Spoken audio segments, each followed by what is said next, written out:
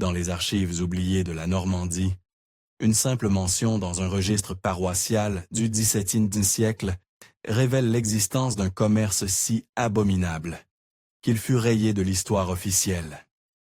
Un seul nom demeure, gravé dans la pierre tombale d'un cimetière abandonné.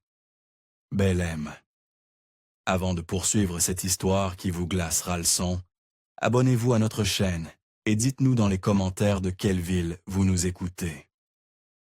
Cette histoire que vous allez entendre n'apparaît dans aucun manuel d'histoire. Et pourtant, l'année 1643 marque le début du règne personnel de Louis XIV, mais dans les campagnes normandes, loin des fastes de Versailles, la mort règne en maîtresse absolue. Les guerres de religion ont laissé des cicatrices profondes, et les épidémies de peste continuent de ravager les villages. Dans cette région vallonnée, entre Caen et Rouen, se dresse le village de Sainte-Marguerite-des-Vallons, un bourg de quelques centaines d'hommes blotti autour de son église gothique. C'est ici que la famille Belém a établi son emprise depuis 3 générations. Nominalement, ils sont fossoyeurs et gardiens du cimetière paroissial, mais leur influence s'étend bien au-delà. Maître Étienne Belém, patriarche de la lignée, supervise également la morgue de l'hospice Saint-Rémy, où transitent les corps des indigents, des voyageurs morts sur les routes et parfois même des nobles déchus. L'homme, âgé de 62 ans, en cette année 1643, est respecté dans la communauté. Son visage buriné porte les marques d'une vie consacrée au service des morts. Ses mains, perpétuellement tachées de terre, manipulent avec une dextérité troublante les dépouilles qui lui sont confiées. Chaque dimanche, on le voit au premier rang de l'église, écoutant religieusement les sermons du Père Anselme. Mais derrière cette façade de piété se cache une réalité bien plus sombre. Les Belém ont développé au fil des années un réseau complexe de relations avec des individus peu recommandables. Des marchands itinérants aux robes sombres, des hommes aux accents étrangers qui voyagent de nuit, des femmes voilées qui murmurent en latin archaïque. Le commerce officiel des Belém consiste en l'entretien des sépultures, la préparation des corps pour les funérailles et la vente d'objets des funéraires. Leur atelier, situé dans les dépendances d'un de leurs demeures, regorge de cercueils de différentes essences, de linceuls brodés et de crucifix en bois ou en métal. Mais c'est dans les caves voûtées de cette même demeure que se déroule leur véritable activité. Tout commence par le témoignage troublant de Marguerite Lecoq, une lingère du village qui livre régulièrement ses services aux familles endeuillées. Au matin du 15 octobre 1643, elle se présente chez les Belém pour récupérer un linceul qu'elle avait confectionné pour la défunte épouse du meunier. Ce qui suit va bouleverser sa compréhension du monde. Arrivée plus tôt que prévu, elle surprend une scène qui la marque à vie. Dans la cour arrière de la demeure, elle aperçoit Étienne Belém et ses 2 fils, Gaspard et Lucien, s'affairant autour d'une charrette couverte d'une bâche. L'odeur qui s'en dégage n'est pas celle de la mort fraîche, mais quelque chose de plus nauséabond, de plus ancien. Marguerite se cache derrière un tas de bois et observe. Les 3 hommes déchargent de la charrette des sacs de toile jaunâtre. Le contenu de ces sacs produit des bruits sourds et secs quand ils touchent leur stôle. Étienne ouvre l'un d'entre eux et en sort ce qui ressemble à un fémur humain, qu'il examine minutieusement à la lumière du jour naissant. Celui-ci fera l'affaire. Murmure-t-il à ses fils. Les os de cette noble dame sont parfaitement conservés. Nos clients parisiens apprécieront leur blancheur. Gaspard, l'aîné, approuve d'un hochement de tête avant de répondre, et les dents perdent. Maître Corneille insiste pour avoir des dents intactes pour ses expériences alchimiques. Étienne sourit, un sourire que Marguerite décrit plus tard comme plus froid que la mort elle-même. Il plonge la main dans un autre sac et en ressort un crâne humain, intact, avec une dentition parfaite. « Regarde mon fils, ce jeune homme de bonne famille nous rapportera une fortune. Ses dents sont comme des perles, et son crâne. Marguerite ne peut en entendre davantage. » Prise de nausée, elle fuit discrètement, mais non sans avoir gravé dans sa mémoire chaque détail de cette scène abominable. Pendant des jours, elle hésite à parler. Qui la croirait? Les Bellem sont respectés, intégrés à la communauté paroissiale, et elle, simple lingère, n'a que sa parole. Les semaines qui suivent cette découverte troublante voient Marguerite Lecoq sombrer dans une mélancolie profonde. Elle observe désormais les Bellem avec un œil différent, et ce qu'elle découvre la terrifie davantage encore. Les allées et venues nocturnes se multiplient autour de leur demeure. Des cavaliers encapuchonnés arrivent dans l'obscurité et repartent avant l'aube, leurs sacoches visiblement plus lourdes qu'à l'arrivée. Plus troublant encore, Marguerite remarque que certaines tombes du cimetière paroissial semblent avoir été récemment remuées. La terre, pourtant tassée par les pluies d'automne, paraît fraîchement retournée. Les croix de bois penchent étrangement, comme si elles avaient été déplacées, puis remises en place à la hâte. Un matin de novembre, alors qu'elles se rendent au lavoir communal, Marguerite croise frère Augustin, un moine cistercien de la baie voisine de Sainte-Croix.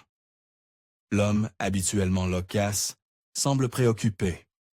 Il transporte un sac de cuir qui teinte étrangement à chaque pas. « Bonjour mon frère », hausse Marguerite. « Vous vous semblez soucieux ce matin. » Frère Augustin sursaut comme pris en faute. « Ah, dame Marguerite. Non, non, tout va bien. Je me rends chez maître Bellem pour une commande spéciale de notre abbé. » Il resserre son étreinte sur le sac et poursuit sa route d'un pas pressé. Marguerite remarque alors que ses sandales sont couvertes de terre fraîche et que ses mains portent des traces de chaux. Pourquoi un moine aurait-il besoin de chaux? Et pourquoi cette nervosité? La réponse lui vient quelques jours plus tard, lorsqu'elle apprend par le bedeau de l'église que plusieurs tombes de l'ancien cimetière monastique ont été réaménagées sur ordre de l'abbé. Les ossements des anciens moines auraient été transférés dans un ossuaire commun pour faire place à de nouvelles sépultures. Une explication plausible, si elle n'avait pas vu frère Augustin se diriger vers la demeure des Bellem avec son mystérieux chargement. C'est alors qu'elle se souvient des paroles d'Étienne Bellem à ses fils. Nos clients parisiens apprécieront leur blancheur, et si les Bellem ne se contentaient pas de profaner les tombes de leur propre cimetière, et si leur réseau s'étendait jusqu'aux institutions religieuses, l'hiver 1643 s'avère particulièrement rigoureux. Et avec lui arrive à Sainte-Marguerite des Vallons, un jeune homme qui va bouleverser l'équilibre établi. Barthélemy Rousseau, âgé de 18 ans, est le fils d'un marchand de roues enruiné par la guerre. Contraint de chercher du travail, il est embauché par les Bellem comme apprenti fossoyeur. Barthélemy est un garçon intelligent et observateur. Dès ses premiers jours chez les Bellem, il remarque des détails troublants. Les outils de fouille sont étrangement bien entretenus pour des instruments censés servir uniquement à creuser des tombes. Certains d'entre eux, comme des pinces délicates et des instruments de chirurgie, semblent plutôt destinés à des tâches de précision. Plus intrigante encore, Barthélemy découvre dans l'atelier principal un carnet de cuir rouge dissimulé derrière des planches. Les pages, couvertes d'une écriture serrée, contiennent des listes de noms, de dates et de sommes d'argent. Il reconnaît certains noms, des nobles locaux décédés récemment, des bourgeois de Rouen, même quelques ecclésiastiques. Mais c'est la découverte d'une seconde liste qui le glace d'effroi. Cette liste, rédigée d'une main différente, porte en tête « Commande spéciale »,« Société parisienne », les items répertoriés, donnant le vertige. Crâne d'enfant, 12 livres pièces, ossements de vierge, 8 livres la livre. Dents de jeune noble, 3 livres pièces, cheveux de morte non mariée, 1 livre long. Chaque ligne est accompagnée d'un nom de client et d'une adresse parisienne. Barthélemy reconnaît quelques noms célèbres. Des alchimistes réputés, des médecins controversés, mais aussi des personnalités de la cour dont la réputation est sans tache. Comment des hommes si respectés peuvent-ils être impliqués dans un commerce si abject? Le jeune homme comprend rapidement qu'il a mis le doigt sur quelque chose de beaucoup plus vaste qu'un simple trafic local. Les Bellem ne sont que les exécutants d'un réseau qui s'étend jusqu'aux plus hautes sphères de la société française. Un réseau qui exploite la superstition, l'occultisme et les pratiques ésotériques pour générer des profits considérables. Si cette révélation vous a donné des frissons, n'hésitez pas à liker cette vidéo et dites-nous dans les commentaires ce que vous pensez qu'il va arriver à ce jeune Barthélemy. Car son destin va prendre un tournant dramatique. Barthélemy décide d'enquêter plus profondément, mais il doit faire preuve d'une extrême prudence. Les Bellem ont développé au fil des années un instinct aiguisé pour détecter les indiscrets. Ils commencent par observer leurs habitudes nocturnes, se postant discrètement près des fenêtres de la cave où semblent se dérouler les activités les plus secrètes. Ce qu'ils découvrent dépasse ses pires craintes. Dans cette cave voûtée, aménagée comme un véritable laboratoire, les Bellems procèdent à une véritable industrie de la mort. Des tables de dissection accueillent les corps exhumés, où père et fils travaillent avec la précision de chirurgiens expérimentés. Ils prélèvent méticuleusement les os, les dents, les cheveux, les conservent dans des solutions mystérieuses. Les classent selon des critères que seuls eux connaissent. Mais le plus troublant reste la présence régulière de visiteurs encapuchonnés. Ces hommes et ces femmes, visiblement issus de milieux aisés, à en juger par la richesse de leurs vêtements, viennent inspecter la marchandise avant de conclure leurs achats. Barthélemy entend des conversations qui le révoltent. Ces ossements d'enfants mort-nés conviendront parfaitement pour nos rituels de divination. Murmure une femme à la voix raffinée. Nos clients nobles paieront le prix fort pour des composants si purs. Et ces dents de jeune fille vierge, interroge un homme au fort accent parisien. Maître Flamel m'a expressément demandé des dents, n'ayant jamais connu le péché de chair. Étienne Bellem, avec l'assurance d'un marchand chevronné, présente ses produits avec une fierté déplacée. Nos méthodes de conservation sont uniques en France.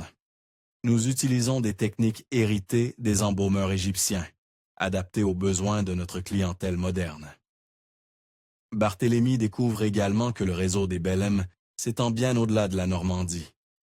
Des correspondances trouvées dans le bureau d'Étienne révèlent des contacts avec des complices à Paris, Lyon, Marseille et même jusqu'en Espagne et en Italie. Apparemment, la France entière est parcourue par ce commerce macabre qui alimente les pratiques occultes des puissants. Plus troublant encore, Barthélemy apprend que certaines exhumations sont commandées à l'avance. Des clients spécifient le type de dépouille qu'ils recherchent. Et les Bellem s'arrangent pour que ces personnes décèdent dans des circonstances permettant de récupérer leur corps. Le doute s'insinue dans l'esprit du jeune homme. Les Bellem se contentent-ils de profaner les tombes? Ou vont-ils jusqu'à provoquer certains décès? La réponse à cette question terrifiante lui parvient par un concours de circonstances tragiques. En décembre 1643, une épidémie de fièvre maligne frappe le village. Plusieurs habitants tombent malades, et parmi eux, Marie Dubois, une jeune femme de 23 ans, réputée pour sa beauté et sa pureté. Elle est fiancée à Pierre le Grand, le fils du forgeron, et leur mariage était prévu pour le printemps suivant. Barthélemy remarque que Gaspard Bellem rend fréquemment visite à la jeune femme, soi-disant pour apporter des remèdes préparés par son père. Mais l'état de Marie ne s'améliore pas, au contraire. Elle semble sombrer dans une langueur étrange, ponctuée de crises de délire où elle évoque des visions terrifiantes. Un soir, caché dans les combles de la demeure des Bellem, Barthélemy surprend une conversation entre père et fils qui lui révèle l'horrible vérité. La jeune Dubois sera parfaite pour la commande du duc de Nevers, déclare Tienne avec satisfaction. Il recherche spécifiquement les cheveux et les dents d'une vierge blonde morte avant ses 25 ans. Nos poudres font effet, elle ne passera pas l'hiver. Et si elle guérit malgré tout, s'inquiète Gaspard, alors nous accélérerons le processus, répond son père d'un ton glacial. Un pèlerinage à l'abbaye de Sainte-Croix, un accident sur la route, les possibilités ne manquent pas. Barthélemy comprend avec horreur que les Bellem ne se contentent pas de profaner les tombes. Ils empoisonnent leurs victimes, les tuent à petit feu, pour répondre aux commandes spécifiques de leurs clients. Marie Dubois n'est pas malade. Elle est assassinée lentement, méthodiquement, pour satisfaire les désirs macabres d'un noble collectionneur. Le jeune homme réalise également qu'il n'est probablement pas le premier à avoir découvert la vérité. D'autres apprentis ont sans doute précédé sa venue chez les Bellem. Mais où sont-ils maintenant? Leurs noms ne figurent dans aucun registre paroissial, aucune trace de leur départ du village n'existe. Une peur glacée s'empare de lui. Combien de témoins gênants ont-ils été recyclés dans le commerce des Bellem? Barthélemy sait qu'il doit agir rapidement pour sauver Marie Dubois et exposer les crimes des Bellem. Mais à qui peut-il s'adresser? Le curé de la paroisse, père Anselme, semble étrangement proche des Bellem. Le seigneur local, le comte de Montclair, figure justement sur la liste des clients parisiens. Quant aux autorités civiles, elles sont trop éloignées et probablement corrompues. Il décide néanmoins de tenter sa chance auprès du prévôt de Rouen, maître Guillaume Letellier, réputé pour son intégrité. Mais pour convaincre cet homme de loi, il lui faut des preuves tangibles. Barthélemy décide de voler le carnet rouge, contenant les listes de clients, ainsi que quelques échantillons de la correspondance commerciale des Bellem. L'opération se révèle plus périlleuse que prévu. Les Bellem ont développé un système de surveillance sophistiqué autour de leur demeure. Des chiens dressés patrouillent la nuit, et des pièges à loups sont dissimulés dans les chemins d'accès. Barthélemy doit faire preuve d'une prudence extrême pour pénétrer dans le bureau d'Étienne sans se faire repérer. Il réussit néanmoins à s'emparer du carnet et de plusieurs lettres compromettantes. Mais au moment où il s'apprête à quitter la pièce, un bruit de pas résonne dans l'escalier. Pris de panique, il se cache derrière une armoire et retient son souffle. Étienne Bellem entre dans le bureau, une chandelle à la main, et se dirige directement vers l'endroit où était dissimulé le carnet. Mes soupçons étaient donc fondés, murmure-t-il dans l'obscurité. Quelqu'un fouille dans mes affaires. Il inspecte soigneusement la pièce, passant dangereusement près de la cachette de Barthélemy. Puis, après ce qui semble une éternité, il ressort sans avoir découvert l'intrus. Mais Barthélemy comprend que son subterfuge ne passera pas inaperçu longtemps. Les Bellem vont rapidement découvrir le vol et identifier le coupable. Barthélemy quitte discrètement la demeure des Bellem et prend la route de Roux en dès l'aube. Il espère devancer les soupçons et remettre les preuves au prévôt avant que les Bellem ne réalisent tant sa trahison. Mais il a sous-estimé la rapidité de réaction de ses employeurs. Avant même qu'il ait parcouru la moitié du chemin, des cavaliers lancés à sa poursuite le rattrapent. Il reconnaît Gaspard et Lucien Bellem, accompagnés de deux hommes qu'il n'avait jamais vus auparavant. Des hommes au visage dur, visiblement habitués à la violence. « Barthélemy !» crie Gaspard en éprenant son cheval. « Où cours-tu ainsi de si bon matin ?» Le jeune homme comprend qu'il ne peut plus faire semblant. Il lance son cheval au galop, espérant atteindre les faubourgs de Rouen avant ses poursuivants. Mais sa monture, fatiguée par des mois de dur labeur, ne peut rivaliser avec les chevaux frais des Bellem. La poursuite se transforme en une course-poursuite effrénée à travers la campagne normande. Barthélemy connaît bien la région. Il emprunte des chemins détournés, traverse des bois, franchit des ruisseaux. Mais les hommes à ses trousses semblent connaître tous ses subterfuges. Ils le traquent comme un gibier, resserrant inexorablement leur étau. Finalement, aux abords d'un petit bois près de Rouen, Barthélemy est contraint de s'arrêter. Son cheval, épuisé, refuse d'avancer davantage. Les 4 hommes l'encirclent, le visage impassible. « Tu as pris quelque chose qui ne t'appartient pas », déclare Gaspard d'une voix glacée. « Rends-le-nous, et nous oublierons cet incident. » Barthélemy sait qu'il n'a plus le choix. Il sort le carnet rouge et les lettres de sa besace, mais au lieu de les remettre à ses poursuivants, il les jette dans le ruisseau qui borde le chemin. L'eau emporte rapidement les preuves vers l'aval, les rendant irrécupérables. « Maintenant, vous ne pourrez plus tuer personne », crie-t-il avec un mélange de peur et de défi. Le visage de Gaspard se durcit. Il fait un signe à ses complices, qui descend de cheval et se dirige vers Barthélemy. Le jeune homme comprend qu'il vient de signer son arrêt de mort. Ce qui suit se déroule dans un silence pesant, troublé seulement par le murmure du ruisseau et le hennissement des chevaux. Les hommes de main s'emparent de Barthélemy sans violence apparente, mais avec une efficacité qui trahit leur expérience. Ils le ligotent et le chargent sur l'un des chevaux, comme un simple ballot. « Que comptez-vous faire de moi ?» balbutie Barthélemy, déjà conscient de la réponse. « Tu vas nous aider à comprendre exactement ce que tu as vu et à qui tu as parlé, » répond Lucien Bellem d'une voix dénuée d'émotion. « Ensuite, tu rejoindras nos autres apprentis indiscrets. » Le retour vers Sainte-Marguerite-des-Vallons se déroule dans un silence lourd de menaces. Barthélemy observe le paysage qu'il ne reverra sans doute jamais, grave dans sa mémoire les détails de cette dernière chevauchée. Il pense à Marie Dubois qu'il n'a pas réussi à sauver, à tous les innocents qui continueront à mourir pour alimenter le commerce macabre des Bellem.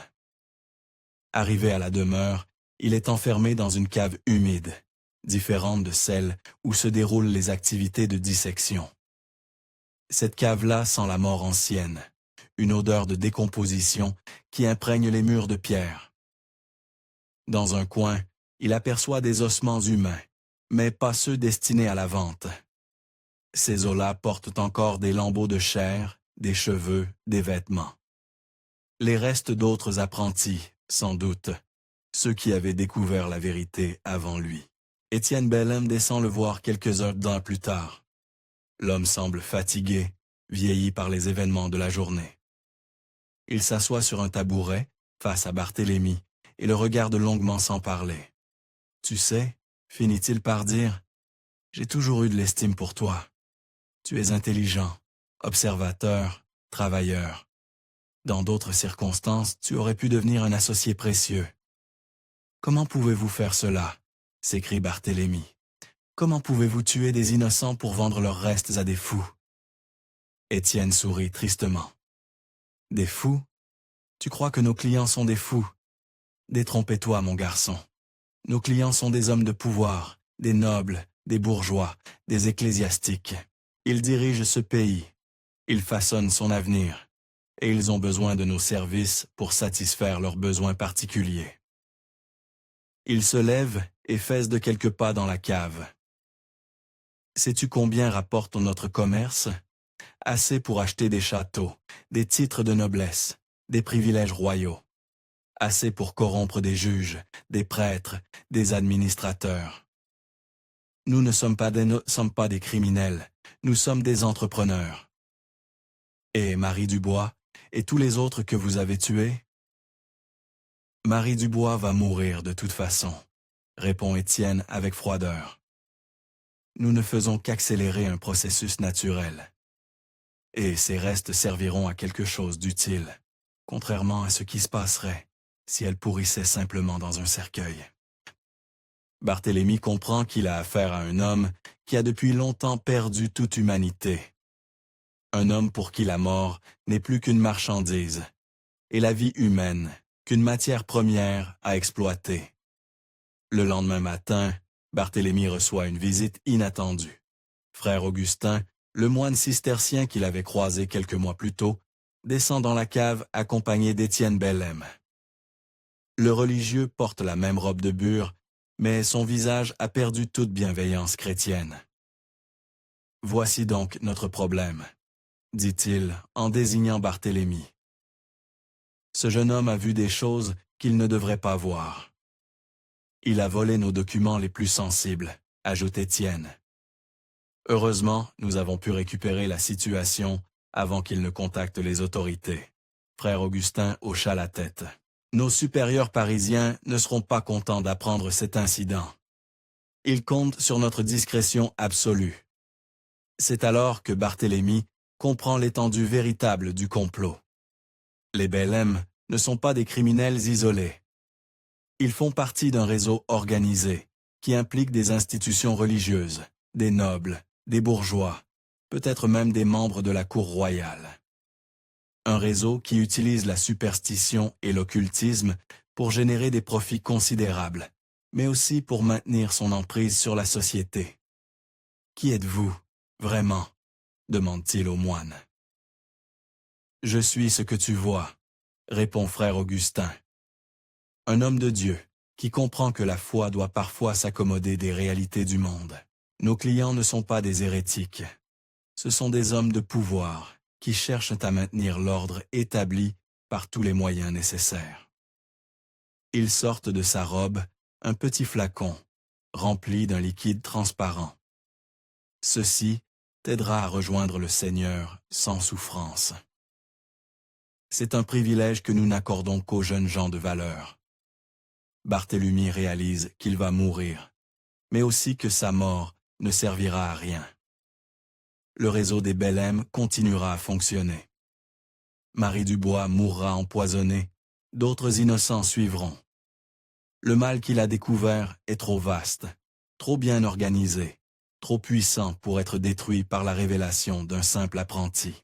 Mais au moment où frère Augustin s'apprête à lui faire boire le poison, des bruits de lutte résonnent dans la maison au-dessus d'eux, des cris, des chocs, puis un silence inquiétant. Étienne et le moine échangent un regard inquiet. « Que se passe-t-il » murmure Étienne.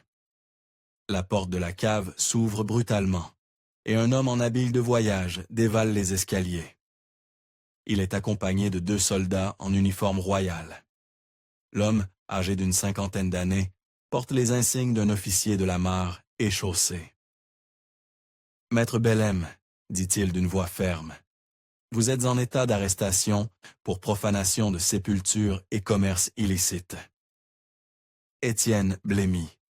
« Monsieur le lieutenant, il y a sûrement une erreur. »« Aucune erreur, » réplique l'officier. « Nous avons reçu des informations détaillées sur vos activités et nous avons trouvé dans vos caves de quoi confirmer ces accusations. » Il se tourne vers Barthélemy. « Jeune homme, vous avez de la chance. Quelqu'un nous a prévenus de votre disparition. » Barthélemy est stupéfait. Qui a pu alerter les autorités? Comment ont-elles pu agir si rapidement? L'officier semble lire dans ses pensées. « Dame Marguerite Lecoq, explique-t-il, nous a fait parvenir un témoignage détaillé sur les activités de cette famille. Quand elle a appris votre disparition, elle a compris que vous aviez découvert la vérité. » Marguerite Lecoq. La lingerie qui avait assisté à la première scène troublante. Elle avait donc trouvé le courage de parler, malgré sa peur. Barthélemy ressent une vague de reconnaissance envers cette femme simple qui a risqué sa vie pour la justice. L'arrestation des Bellem fait scandale dans la région. Père et fils sont jugés et condamnés à mort pour leurs crimes. Frère Augustin, quant à lui, disparaît mystérieusement avant le procès. Son corps ne sera jamais retrouvé, alimentant les rumeurs selon lesquelles il aurait rejoint d'autres complices dans des régions plus éloignées. Le procès révèle l'ampleur du réseau, mais de manière incomplète. Les autorités découvrent dans les caves des Bellem suffisamment de preuves matérielles pour les condamner. Des ossements humains fraîchement prélevés. Des outils de dissection, des fioles contenant des substances suspectes, mais les documents les plus compromettants, ceux qui auraient pu impliquer de hautes personnalités, ont disparu avec les os du ruisseau. Barthélemy témoigne courageusement devant les juges, détaillant tout ce qu'il a vu et entendu. Son récit glace l'assistance, et plusieurs nobles présents au procès quittent discrètement la salle d'audience. Certains noms, mentionnés par le jeune homme, provoquent saillie des remous dans les hautes sphères parisiennes, mais sans preuves écrites, impossible d'engager des poursuites contre des personnalités aussi influentes. Marie Dubois miraculeusement survit à son empoisonnement. Les médecins de Rouen, alertés par Barthélemy, parviennent à identifier les substances toxiques utilisées par les Bellem et à administrer les antidotes appropriés. La jeune femme garde cependant des séquelles de cette tentative d'assassinat. Sa santé reste fragile et elle développe une peur maladive des étrangers. Le village de Sainte-Marguerite-des-Vallons tente de retrouver une normalité, mais l'affaire laisse des traces profondes. Le cimetière paroissial est entièrement réorganisé sous la supervision des autorités ecclésiastiques. De nombreuses tombes sont ouvertes pour vérifier leur contenu, révélant l'étendue des profanations commises par la famille Bellem sur plusieurs générations. Cependant, plusieurs éléments de l'affaire demeurent inexplicés, semant le doute sur la portée réelle de la justice rendue. L'enquête révèle que les Bellem possédaient une fortune considérable, largement supérieure à ce que leurs activités officielles auraient pu générer. Des comptes bancaires à Paris, Rouen et même Londres contiennent des sommes qui témoignent d'un commerce prospère sur plusieurs décennies. Plus troublant encore, l'inventaire de leurs biens révèle l'existence de correspondances avec des personnalités dont les noms font frémir les enquêteurs. Des lettres signées de noms célèbres, des commandes détaillées, des reçus de paiement. Mais ces documents, curieusement, disparaissent décelés avant le procès. Officiellement, un incendie accidentel dans les locaux de la prévôté de Rouen aurait détruit une partie des pièces à conviction. Le lieutenant qui a dirigé l'arrestation, maître Guillaume Montcornet, refuse de s'exprimer publiquement sur ces disparitions suspectes. Interrogé en privé par Barthélemy, il se contente de murmurer « Certaines vérités sont trop dangereuses pour être révélées entièrement. Nous avons coupé la tête du monstre, mais son corps compte encore de nombreux membres. » L'abbaye de Sainte-Croix fait également l'objet d'une enquête discrète.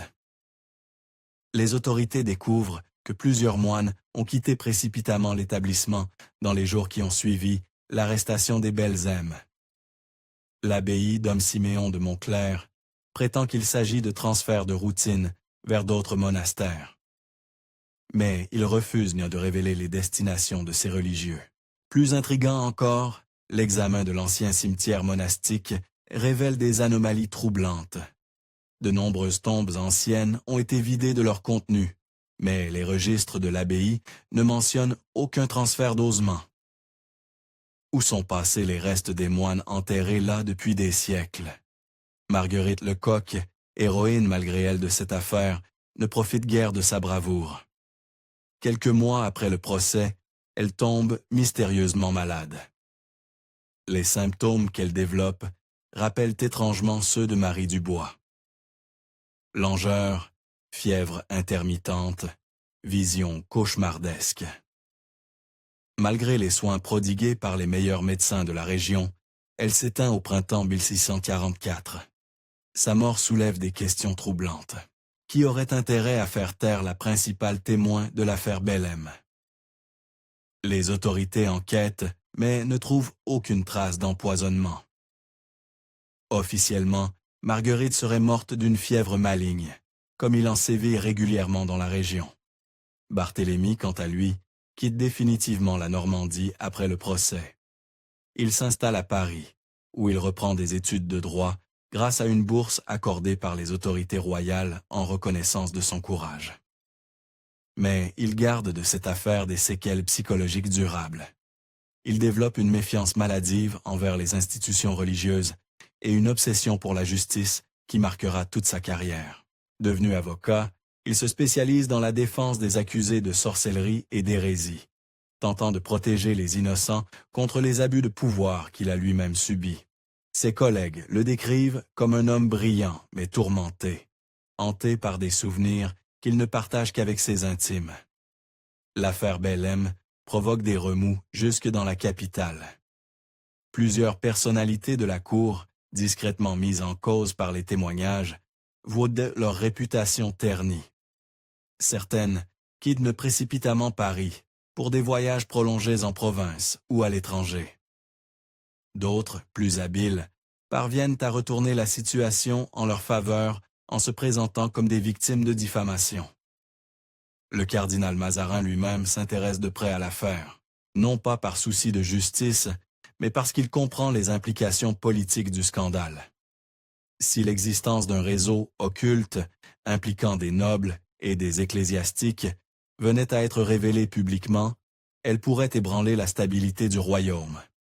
Il leur donne donc une enquête secrète pour identifier tous les complices potentiels et évaluer les risques pour la monarchie. Cette enquête, menée par des agents discrets, révèle l'existence d'un véritable marché noir de l'occultisme dans la haute société française.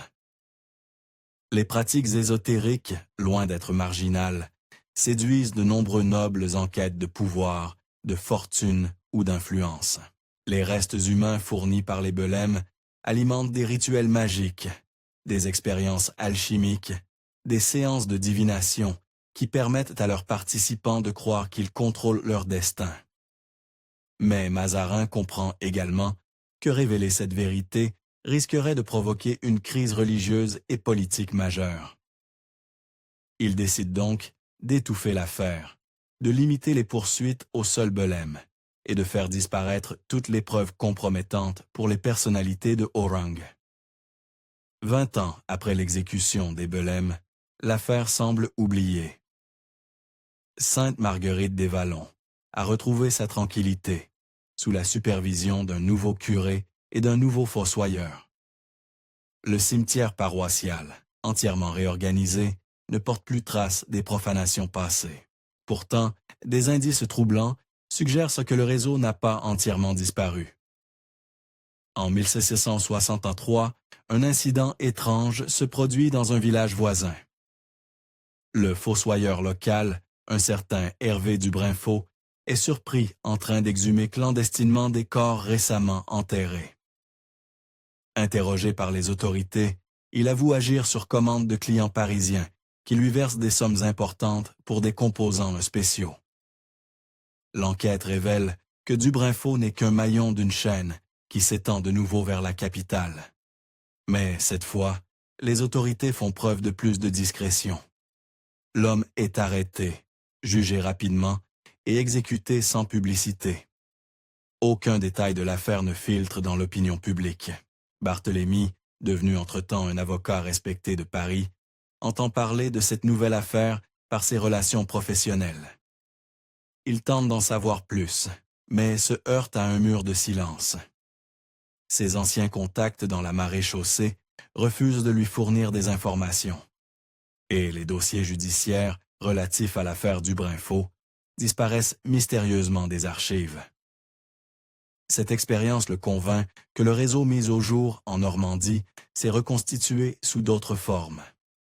Les puissants qui utilisèrent les services des Belems ont trouvé de nouveaux fournisseurs, plus discrets, mieux protégés. Le commerce macabre continue, mais dans l'ombre, loin des regards indiscrets. En 1672, près de 30 ans après l'affaire originelle, un événement vient relancer les interrogations sur l'héritage des Belems. La demeure familiale, confisquée par la justice et laissée à l'abandon, s'effondre partiellement lors d'un violent orage. Les villageois qui viennent constater les dégâts font une découverte macabre. Sous les décombres, ils mettent au jour une cave secrète que les enquêteurs de 1643 n'avaient pas découverte. Cette cave contient des centaines d'ossements humains, soigneusement triés et étiquetés, ainsi que des documents qui révèlent l'ampleur véritable du commerce des Belems. Parmi ces documents figure un registre détaillé de toutes les transactions effectuées par la famille sur 3 générations. Les noms qui y figurent constituent un véritable bottin de la haute société française. Duc, comte, évêque, abbé, médecin de la cour, alchimiste renommé, astrologue royaume. Même quelques noms de la famille royale apparaissent, cryptés mais reconnaissables. Le curé actuel de Sainte-Marguerite-des-Vallons, l'abbé Thierry Malcot, comprend immédiatement les implications de cette découverte. Il fait porter les documents à l'évêché de Rouen, mais ceux-ci disparaissent pendant le transport. Officiellement, la charrette qui les transportait aurait été attaquée par des brigands. Mais aucune rançon n'est jamais demandée, et les brigands ne sont jamais retrouvés. L'abbé Malcot, homme intègre mais prudent, comprend qu'il vient de toucher à quelque chose qui le dépasse. Il fait murer définitivement la cave secrète et interdit formellement à quiconque de fouiller les ruines de la demeure Belem. Cette interdiction, assortie de menaces d'excommunication, est scrupuleusement respectée par les villageois. Cette histoire vous a-t-elle convaincu de la réalité de ces événements? Les preuves semblent accablantes, mais, étrangement, aucun historien officiel n'en fait mention. Coïncidence ou conspiration? Dites-nous dans les commentaires ce que vous en pensez. Abonnez-vous pour d'autres révélations sur l'histoire cachée de France et partagez cette vidéo avec ceux qui ne craignent pas de regarder la vérité en face. L'histoire des belles lames aurait pu s'arrêter là, enfouie sous les décombres et le silence officiel. Mais en 1549, soit près de 50 ans après les événements originaux, une dernière révélation vient troubler cette tranquillité apparente. Barthélemy Rousseau, devenu entre-temps un avocat influent de Paris, reçoit la visite d'un homme âgé qui se présente comme le dernier descendant de la famille Bellam. Il s'agit de Nicolas Belem, petit-fils d'un cousin éloigné d'Étienne, qui a grandi loin de la Normandie sans connaître l'histoire de sa famille. Cet homme apporte avec lui un héritage troublant. Une malle de documents que son grand-père lui alléguait sur son lit de mort, avec pour seule instruction de la remettre au jeune homme qui avait survécu aux caves de Sainte-Marguerite. Il a mis des années à retrouver la trace de Barthélemy, mais sa détermination a finalement payé. Le contenu de cette malle dépasse tout ce que Barthélemy avait imaginé. Il y trouve la correspondance complète des Belem, avec leurs clients parisiens, des contrats détaillés, des listes de prix, mais surtout des témoignages écrits de leurs victimes. Certains documents révèlent que le réseau s'étendait bien au-delà de la France, jusqu'en Angleterre, en Espagne, et même dans les États allemands. Plus troublant encore, Barthélemy découvre que son propre sauvetage n'était pas le fruit du hasard. Marguerite Lecoq avait été contactée par un mystérieux correspondant parisien qui l'avait encouragé à témoigner contre les Belem. Ce correspondant, qui signait un ami de la justice, Tsen, semblait parfaitement informé des activités de la famille normande. Barthélemy comprend alors qu'il a été le pion involontaire d'un jeu qui le dépassait. Sa découverte du réseau, son arrestation, son sauvetage, tout avait été orchestré par des forces qu'il ne pouvait identifier. Mais dans quel but? Pour détruire les Belem, ou simplement pour éliminer des concurrents gênants? La dernière pièce du puzzle lui est révélée par Nicolas Belem lui-même. Le vieil homme lui confie que son grand-père, avant de mourir, lui a révélé un secret de famille terrible. Les Belem n'étaient pas les créateurs du réseau de trafic d'ossements humains. Ils n'étaient que les héritiers d'une tradition beaucoup plus ancienne, qui remontait aux Templiers, dissous au début du XIVe siècle. Selon cette révélation, certains Templiers auraient survécu à la persécution de Philippe le Bel en se fondant dans la population civile. Ils auraient perpétué leurs pratiques ésotériques en créant un réseau secret de fournitures, de composants sacrés pour les rituels occultistes de la noblesse européenne. Les Belem n'auraient été que les gardiens de cette tradition dans leur région. Cette explication jetterait un éclairage nouveau sur toute l'affaire. Les clients parisiens ne seraient ben pas de simples amateurs de cultisme, mais les membres d'une société secrète, héritière des mystères templiers. Le réseau de profanation de tombes ne serait qu'un aspect visible d'une organisation beaucoup plus vaste et plus puissante. Barthélemy réalise alors qu'en exposant les Belem, il n'a fait que contraindre cette organisation à modifier ses méthodes. Le réseau existe toujours, mais sous d'autres formes, avec d'autres intermédiaires. Sa victoire de 1643 n'était qu'illusoire, et les forces qu'il a combattues continuent à opérer dans l'ombre de l'histoire officielle. Nicolas Belem repart aussi mystérieusement qu'il était venu, laisse Barthélemy seul avec ses révélations troublantes. L'ancien apprenti fossoyeur, devenu un homme respecté de près de 70 ans, se trouve confronté à un dilemme moral terrible. Doit-il révéler ces nouveaux éléments au risque de réveiller des forces qui le dépassent, ou doit-il emporter ce secret dans sa tombe? Il choisit une solution intermédiaire. Il rédige un mémoire détaillé de toute l'affaire, depuis sa découverte initiale jusqu'aux révélations de Nicolas Belem. Ce mémoire, il le confie à un auteur parisien avec instruction de ne l'ouvrir qu'un siècle après sa mort. Ainsi, espère-t-il, la vérité finira par éclater quand les protagonistes de l'époque auront tous disparu. Barthélemy meurt en 1694, emportant avec lui ses secrets. Son mémoire dort dans l'étude notariale pendant exactement 100 ans, jusqu'à ce qu'un jeune clerc le découvre en 1794, en pleine Révolution française. Ce clerc, terrifié par ce qu'il lit, décide de brûler le document plutôt que de risquer sa vie en révélant des informations si compromettantes. Seules quelques pages échappent aux flammes. Des fragments épargnent qui ne permettent pas maintes à pas de reconstituer l'histoire complète. Ces fragments, conservés dans les archives privées de familles nobles ayant survécu à la Révolution, constituent aujourd'hui les seules traces tangibles de l'affaire Belem. Aujourd'hui encore, dans les villages de Normandie, certains anciens évoquent à voix basse l'histoire des Belem. Ils racontent que la demeure familiale, pourtant détruite depuis des siècles, apparaît parfois dans la brume matinale, comme un mirage de pierre et de mort.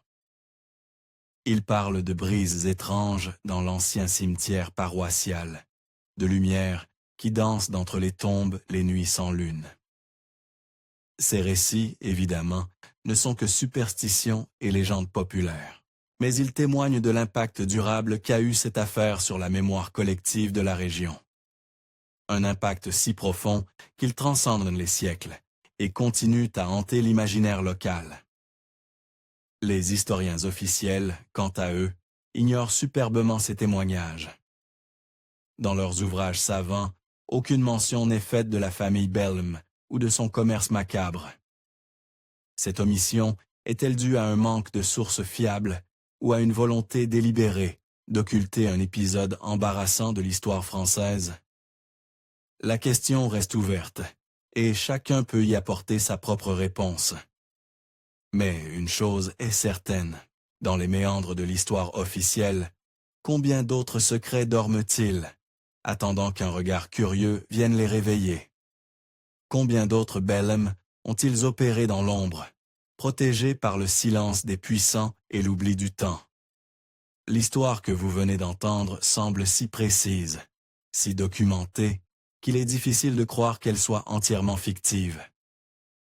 Et pourtant, aucune source officielle ne la confirme.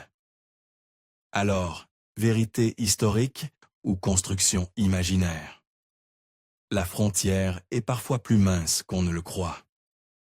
Car au final, la plus terrifiante des histoires n'est-elle pas celle qui pourrait être vraie? La question reste ouverte, et en fait, la question est si précise